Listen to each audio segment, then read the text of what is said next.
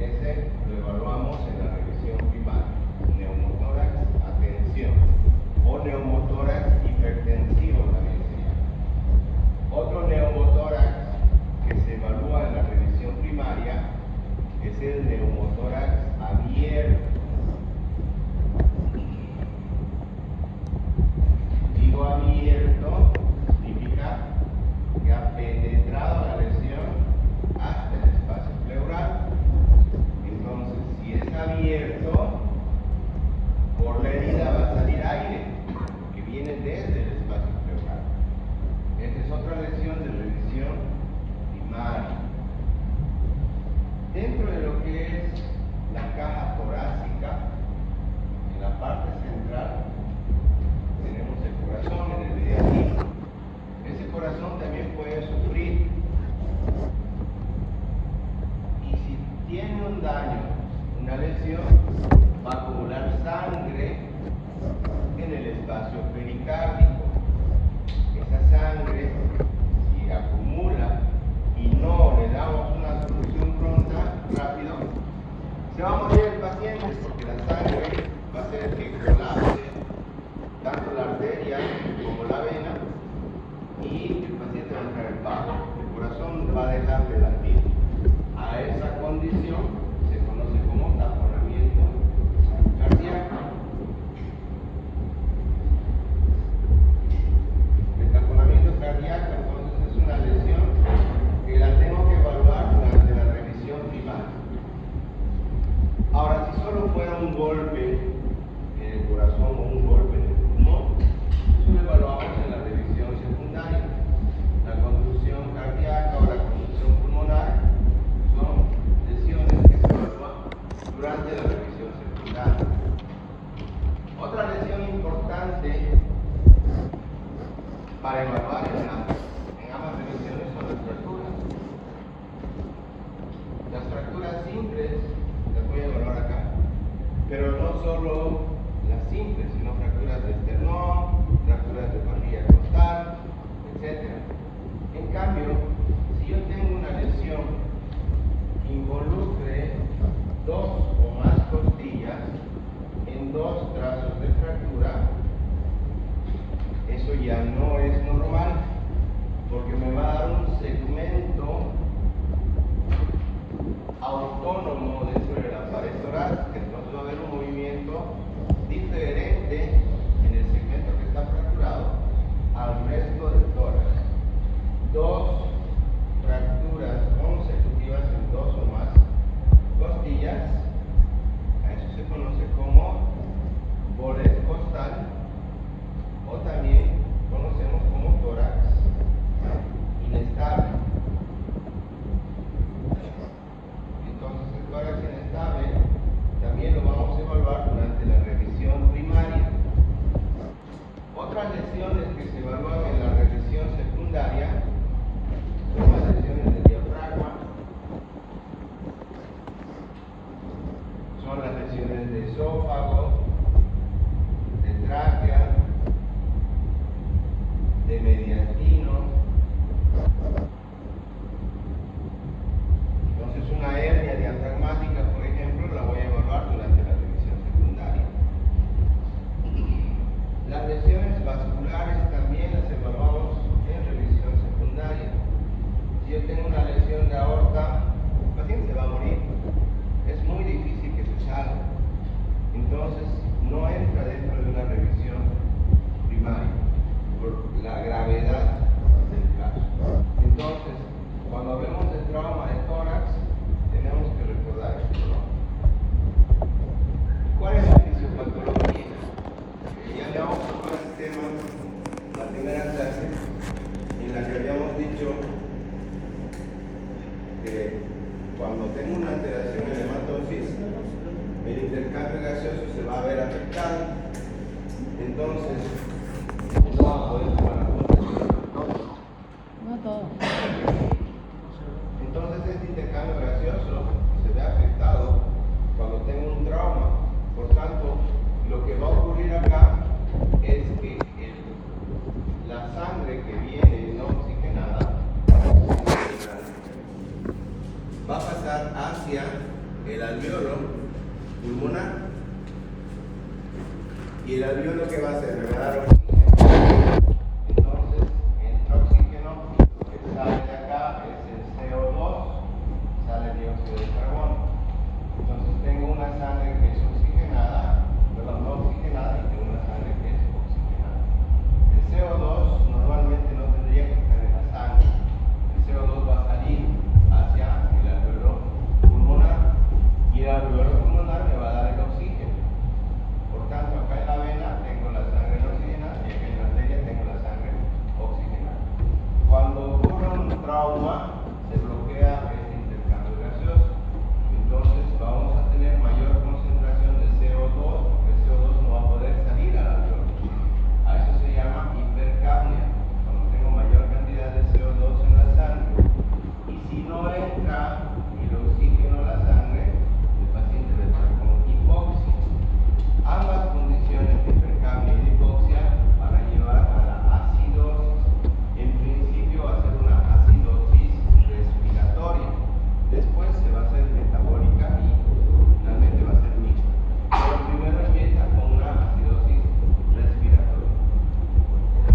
Como habíamos indicado, el trauma va a ser cerrado, va a ser penetrante. Si atraviesa la pleura parietal, se considera trauma penetrante. Según la evaluación del A, B, C, D, E que habíamos visto en ATLS, nosotros tenemos una evaluación primaria, un complemento, una evaluación secundaria, un diagnóstico y tratamiento definitivo. Entonces, en base a esto, ATLS nos divide en lesiones, las que tengo que evaluar en revisión primaria y estas lesiones las que tengo que evaluar en revisión secundaria. Eso es muy importante. Entonces, tenemos que recordar que el paciente con trauma de tórax ocupa el segundo lugar de muerte por accidente de tránsito. Muy importante que nosotros recordemos eso. Y la mortalidad varía entre un 10% a un 40%. Generalmente, si hay una lesión vascular, el paciente va a morir en el lugar del accidente. Y las lesiones vasculares son más las que se acompañan con fracturas totales de la primera y segunda costilla. A ese nivel, si se fractura el paciente, es porque el golpe ha sido muy fuerte, muy severo, y va a sufrir un trauma de aorta. El trauma de aorta lo va a matar al paciente. La evaluación del ABCDE que hacemos en la etapa primaria es ahí donde nosotros tenemos que evaluar los pacientes que tienen una alteración en la ventilación. Es aquí donde entra mi revisión primaria para tórax estable, tapamiento cardíaco, neumotórax extensión, neumotórax abierta y neumotórax masivo. Esas lesiones las vamos a evaluar. Entonces, las lesiones que evalúo, si yo tengo una fractura, tengo que ver si es una sola fractura o son más. Si yo tengo dos brazos fracturados en una costilla y tengo dos o más costillas consecutivas dañadas, voy a tener un segmento del tórax que se mueve solo. Eso se llama tórax inestable. Si se acumula sangre en el pericardio, se llama aplanamiento cardíaco. Si nosotros tenemos la presencia de aire o la presencia de sangre, se llama neumotórax, si es aire, si es sangre, neumotórax. Pero si tengo un neumotórax masivo, como pueden ver acá en la radiografía, no se ve nada del pulmón, es para revisión primaria.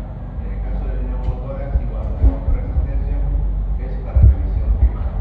Y si tengo un paciente que tiene una herida soplante con aire, es un neumotórax abierto, también de revisión primaria.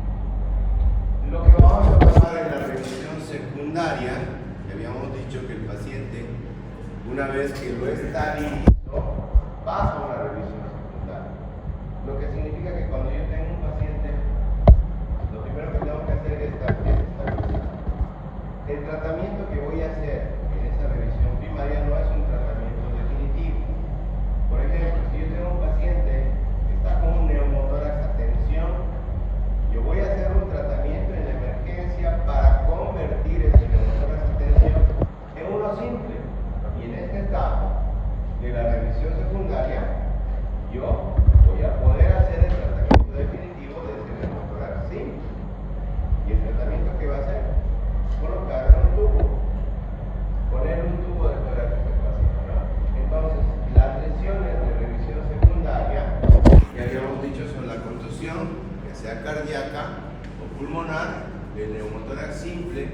el hemotórax simple, las fracturas frontales, las lesiones de diafragma que me va a llevar a las hernias, las lesiones de mediastino, las lesiones de tráquea, de esófago y de aorta, son las que evaluamos en la revisión secundaria. Dentro de las lesiones que se evalúan en la revisión secundaria, son consideradas especialmente letales, porque hablamos de dos sectores, uno que va a matar al paciente y otro que no lo va a matar. En cambio, las de revisión primaria va a matar al paciente si yo no hago algo para impedirlo. Las fracturas a nivel de los huesos son lo más común que vamos a ver dentro del trauma del tórax. Lo más frecuente es entre la séptima a novena costilla, una fractura simple. El 30 a 45% de los casos va a ser por fracturas simples en costilla. Cuando hablamos de trauma penetrante, y en este trauma yo tengo un arma blanca, no se retira. Es igual que en el cuello, es igual en cara. Si tengo un arma ahí en el lugar, pues no lo tengo que retirar porque tengo potencial de lesión. Entonces esto lo vamos a hacer, lo vamos a retirar recién en el quirófano, ¿verdad? Cuando tenemos acumulación de sangre, perdón, de lo vamos a dividir en 3 grados. La acumulación de sangre mínima, que es el grado 1, va a tener aproximadamente hasta 300 ml. La de grado 2, la mediana, entre 300 a 1500 y la masiva de más de 1500. Si nosotros vemos esto acá, a nivel de los arcos costales, siempre la sangre por gravedad va a ir para abajo. Entonces lo primero que se va a comprometer es base pulmonar. Y la división que hacemos generalmente es desde la cuarta costilla hasta la octava costilla. Si el líquido, si la sangre se acumula hasta la octava costilla, hablamos de un hemotórax mínimo, simple. Si es hasta la cuarta costilla, hablamos de uno moderado o mediano, pero si está encima de la cuarta costilla, ya es un hemotórax masivo. Si vemos la radiografía, ¿dónde está el hemotórax? ¿Es derecho o es izquierdo? Derecho. ¿Qué dice? Derecho. ¿Todos están de acuerdo?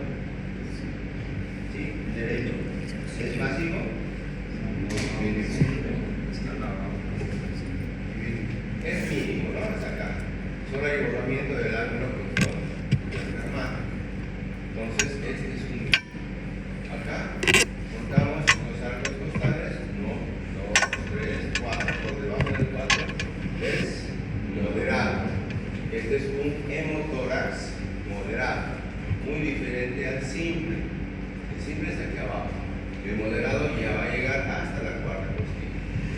Y el masivo, miren, no se ve ocupa todo el campo, ¿no? Entonces no es difícil de reconocer un hemotórax masivo de uno simple. Además de que el hemotórax masivo, si yo tengo sangre, el paciente va a estar en shock. ¿Por qué? Porque estamos perdiendo más de 1500 ml. Y en la clasificación del shock, la pérdida de sangre, esto ya está entrando en un C a D, según pérdida de colemia. Entonces, si yo tengo una pérdida de colemia tan importante, el paciente va a estar choqueado. Entonces, por esa razón es importante diferenciar. En el caso del neumotórax, si en lugar de tener sangre yo tengo aire, el mínimo me va a dar un colapso de menos del 15%. En la radiografía lo que no se va a ver es el ápice pulmonar. Esto es lógico, porque cuando yo tengo un paciente que tiene aire, el aire por gravedad se va a ir para arriba, no va a ir para abajo. Entonces lo primero que se va a afectar es el ápice, no la base como en el hemotórax. En el hemotórax lo primero es la base, aquí no, aquí es al revés. Lo primero es el ápice, caída del ápice.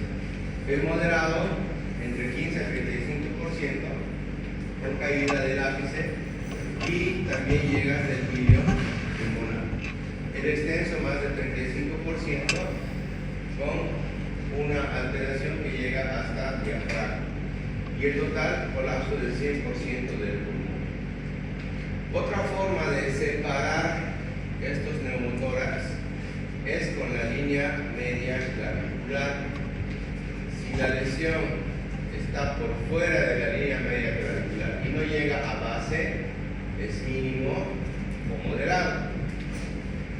Si la lesión está justo a la mitad de la línea media clavicular, llega hasta base, es extenso.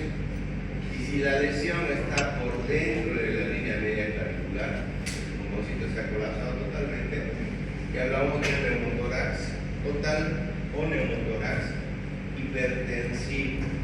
Entonces el neumotórax hipertensivo va a ser más allá de la línea media clavicular. Entonces agarramos, como es aire, vamos a ver una línea, que aquí no se puede ver por la luz, pero la línea se va a marcar acá. No llega hasta el diafragma, entonces es un neumotórax mínimo. Si llega hasta diafragma, está por a la línea media clavicular, hablamos de un neumotórax moderado.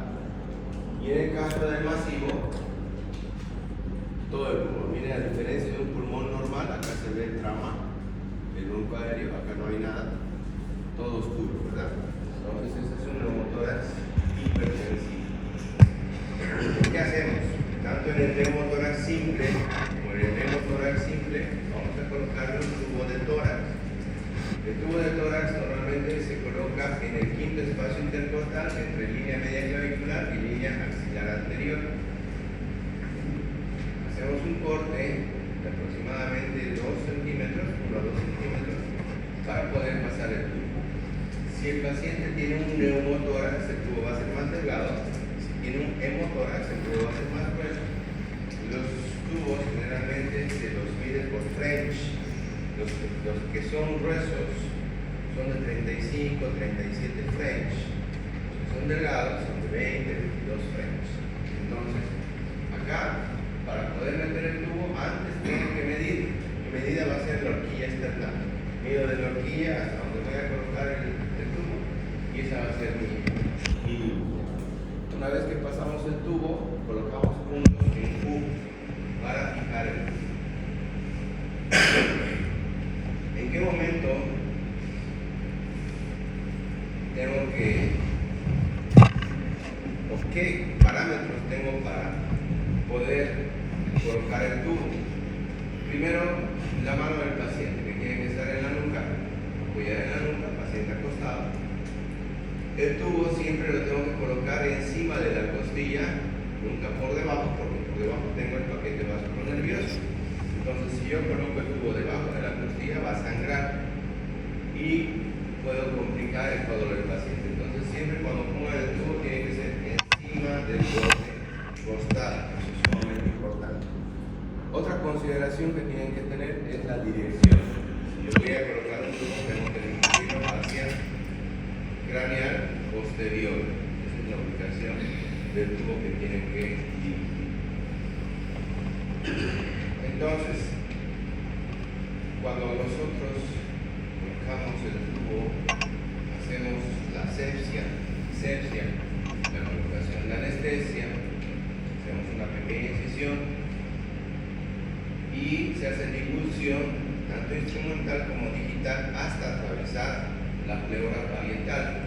Vamos a tener dos resistencias para vencer, una la intercostal y otra la parietal, que son las zonas más gruesas.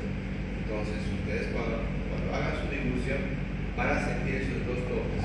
Generalmente lo hacemos con una pinza Kelly, una mosquito, curva, y se va haciendo esa disección. Hasta sentir el toque, hasta sentir la zona más gruesa. Pasamos la primera, pasamos la segunda, y es ahí donde ponemos el tubo.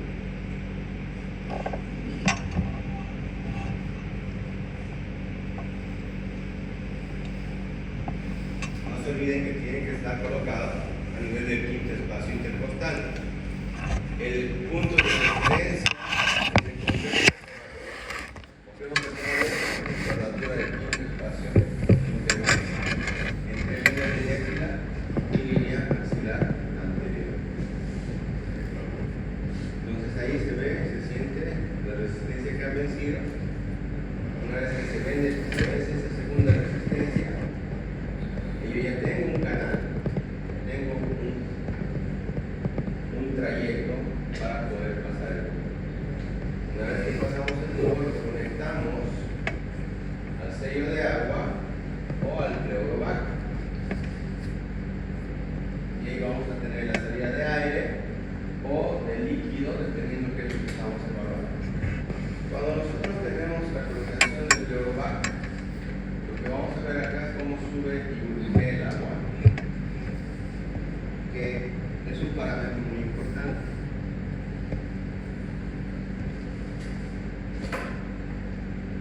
Normalmente el sello de agua significa que yo tengo líquido acá para que el aire no entre dentro del espacio pleural, y el paciente cuando respira va a hacer que se mueva este aire, este líquido.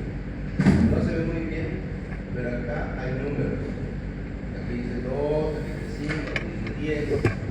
Entonces el líquido va a ir subiendo y va bajando, va a ir subiendo y bajando. Eso se llama oscilación. La oscilación es muy importante como parámetro de la colocación de un tubo de tórax. Si esta oscilación es mayor a 2 centímetros, yo no puedo retirar ese tubo. Pero si la oscilación es menor a 2 centímetros, yo ya voy a poder retirar el tubo. Este paciente está oscilando hasta 10. Fíjense cómo quita tensión. A ver si se puede ver. Para que vean. Miren cómo baja el aire de líquido, sube el líquido. Baja el líquido y sube hasta el 10. Entonces es muy importante que ustedes puedan ver que en la oscilación, si no está con un pleurovac, en el sello de agua igual se ve ese movimiento del líquido en el trayecto del tubo.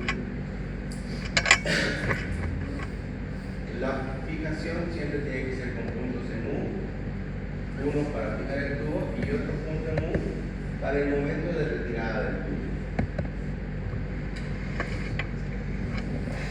Recuerden que este tubo va a permanecer mucho tiempo.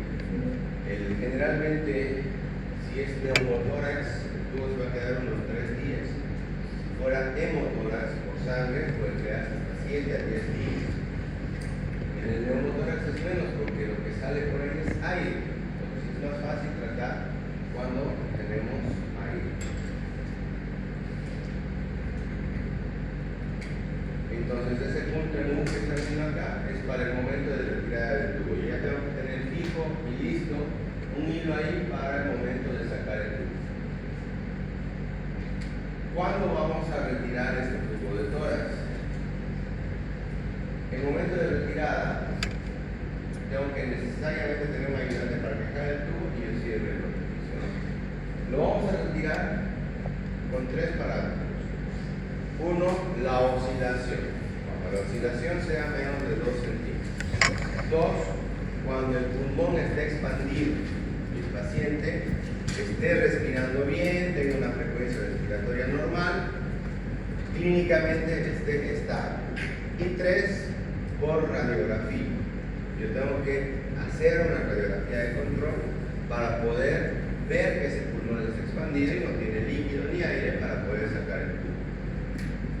Un día antes de retirar el tubo tengo que clampear el tubo, o sea, ponerle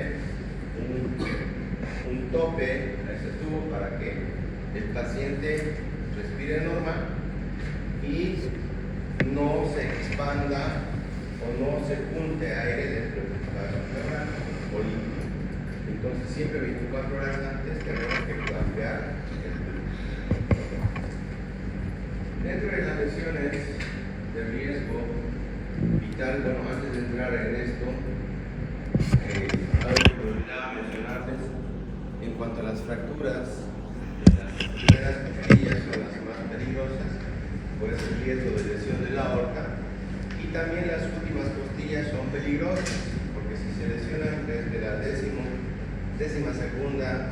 primera, décima segunda costilla, hay riesgo de que tenga una lesión abdominal el paciente. Puede tener un trauma hepático o puede tener un trauma esplénico. Siempre los extremos también son riesgosos. Hay lesiones que van a matar al paciente como el trauma de aorta y hay lesiones que van a ocurrir mucho tiempo después como las hernias diafragmáticas en pacientes con trauma. Dentro de estas lesiones de riesgo vital que evaluamos en la revisión primaria, el tórax inestable es de los más importantes, en el que vamos a tener la fractura de 3 o 4 costillas en más de 2 segmentos de su longitud. En su longitud yo puedo tener 1, 2 trayectos fracturados. En su longitud puedo tener 1, 2, hasta 3 trayectos fracturados, pero lo más importante es que sean 2 o 3 costillas consecutivas. Eso va a hacer que tengamos un segmento autónomo de movimiento. Como vamos a tener una fractura en la costilla, a su vez estos pacientes se acompañan con una contusión pulmonar. Y a su vez, estos pacientes con tórax inestable también pueden hacerme neumotórax o hemotórax. La mortalidad del tórax inestable es hasta el 40%. ¿Cuál es la característica más importante? Absolutamente todas las lesiones de riesgo primario se evalúan clínicamente. Por eso la clínica es muy importante, porque yo no puedo estar esperando decir, vayan a hacer una tomografía, vayan a hacer una radiografía, se va a morir. Tengo 3 minutos en la revisión primaria para yo reconocer la lesión y tratar durante la revisión. Y esta no es la excepción. Si yo tengo un paciente con tórax inestable, que hay un segmento lesionado, el paciente cuando respire, ese segmento se va a expandir solo. Eso se llama respiración paradójica.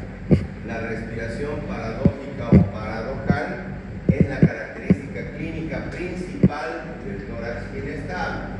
Entonces, cuando vean al paciente van a ver un segmento del tórax que se mueve diferente al resto. Eso es respiración paradójica o paradojal. Eso es aquí. Entonces, un segmento se mueve diferente al resto. Entonces, cuando el paciente respire, miren, acá por ejemplo se nota más clarito, hay un segmento que se mueve diferente al resto. Si yo tengo un tórax inestable, inmediatamente, ¿qué hago? Darle oxígeno al paciente. Tengo que manejar con una vía aérea de oxígeno, intubar al paciente, intubación endotraqueal y colocarlo en tubo. Todo eso en la revisión primaria. Tubo por la boca, tubo por el tórax.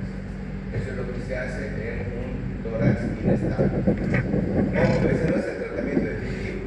Si tengo varias fracturas, habría que colocarle placas de fijación y entrar a quirófano, ¿verdad? Pero eso no lo vamos a hacer de emergencia.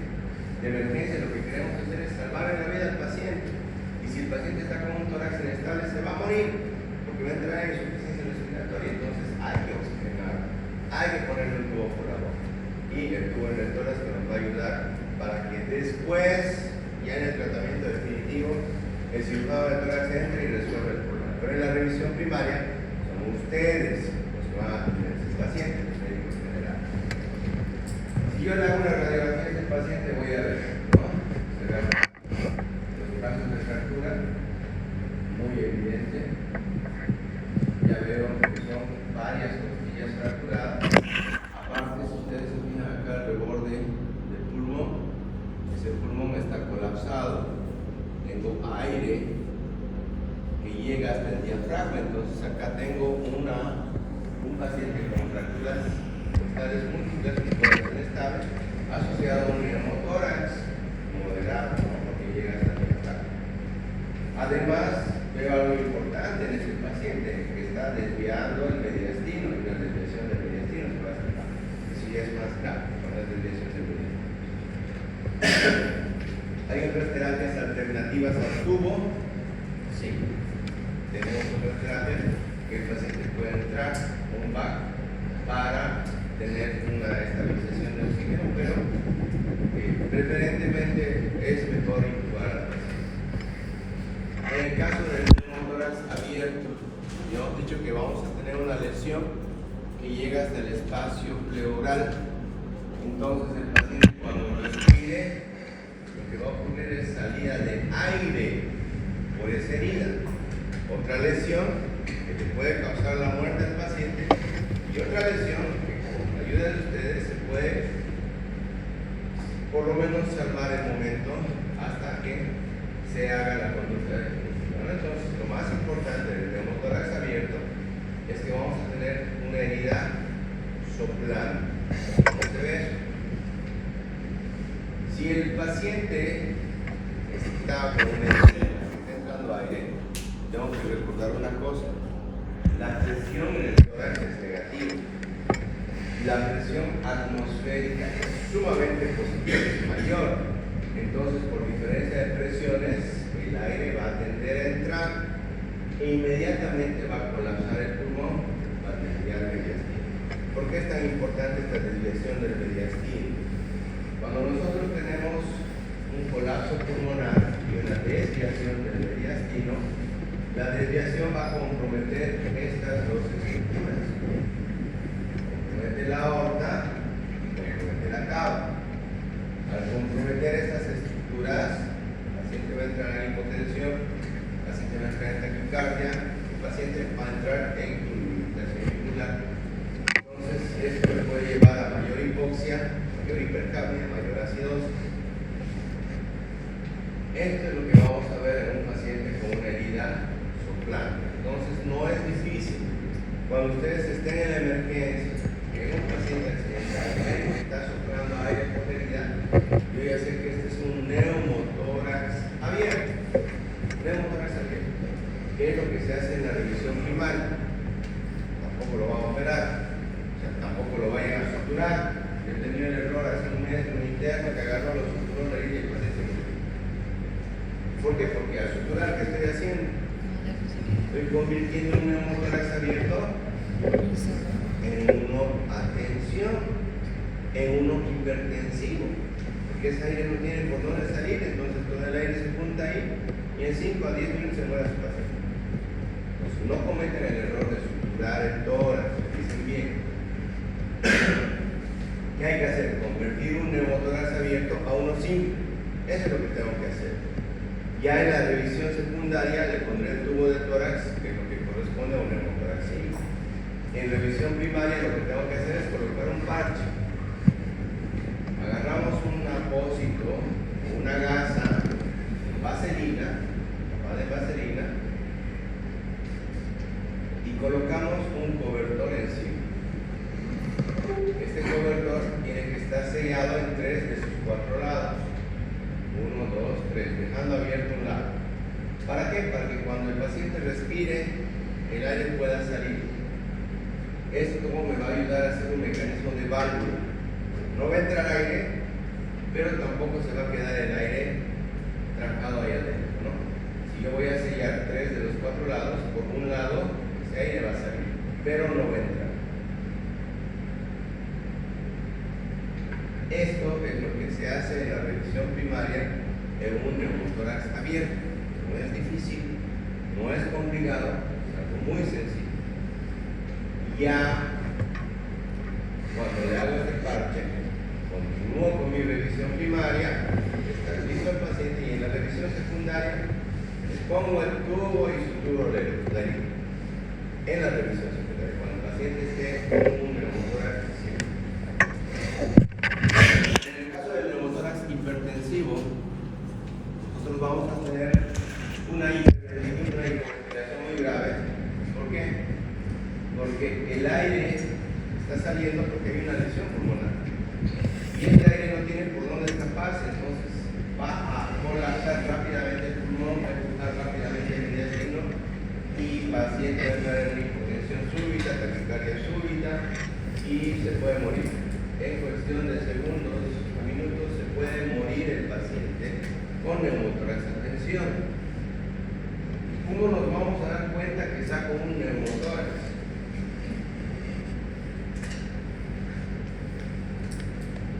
Y esto es algo que es sumamente importante, ¿no? Ya habíamos visto que en las prácticas lo más importante es la semiología. Y la semiología también es importante. En la evaluación del tórax, lo que yo tengo que hacer siempre es inspección, palpación, percusión y auscultación. ¿Cómo va a estar esa inspección de mi paciente si tiene aire o tiene líquido? Obviamente, la frecuencia respiratoria va a estar aumentando. El paciente va a estar taquipneico, ya sea por líquido o por aire, el paciente va a estar taquipneico, no va a respirar normal. Entonces va a tener disnea. El paciente va a estar disneico. ¿Qué más evalúa la inspección? La movilidad respiratoria. Esa movilidad respiratoria va a estar disminuida. El paciente no va a mover normalmente ese tórax. Vamos a tener una movilidad más pausada. A la palpación habíamos dicho que se explora vibraciones vocales, elasticidad y expansibilidad. La elasticidad va a estar disminuida en el campo afectado. Y normalmente la vibración vocal, le dicen al paciente que diga 33, tengo sangre, ¿van a percibir esa vibración? No, si hay sangre no se percibe, va a estar aburrido, no lo vamos a sentir esa vibración vocal. En cambio, si hay aire va a estar aumentado, se va a sentir más todavía. En el caso de la percusión, si hay líquido, matidez. Si hay aire, hipersonoridad. A la auscultación, si tengo líquido o tengo aire, en los dos casos, el murmullo vesicular va a estar ausente o disminuido, pero generalmente está ausente, no se escucha el murmullo vesicular. Entonces, clínicamente, yo me voy a dar cuenta con esto. Paciente con apnea, disnea, movilidad respiratoria disminuida, vibraciones vocales alteradas, elasticidad y expansibilidad disminuida, si es neumotórax, hipersonoridad y el murmullo vesicular ausente, lo voy a encontrar. Pero si el paciente está en un neumotórax hipertensivo, además de todo esto, ya hemos dicho, voy a tener hipotensión.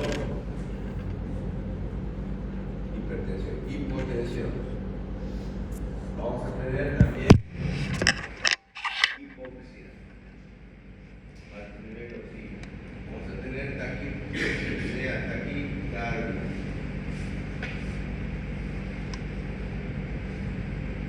Vamos a tener irritación yugular. La disnea que normalmente se tiene el paciente con neumotórax va a ser grave. Si no tiene oxígeno, obviamente va a llevar a la cianosis.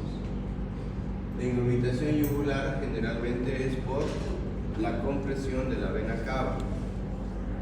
Y obviamente si tengo desviación de mediación también se va a desviar la carga. Entonces, lo más importante